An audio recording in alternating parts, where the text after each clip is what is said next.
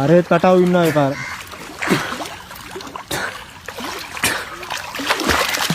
ආවතෙන්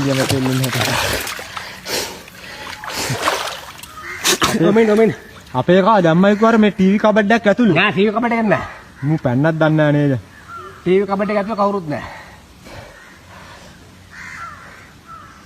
අනිවාර්යෙන් වතුරට බහැලත් ඒක.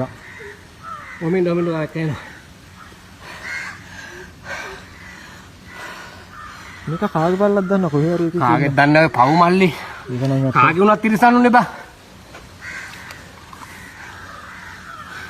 නිවා මාමලා ගිහිලාද කොහෙද හිටන්? ඔක්කොම ගිහිල්ලා.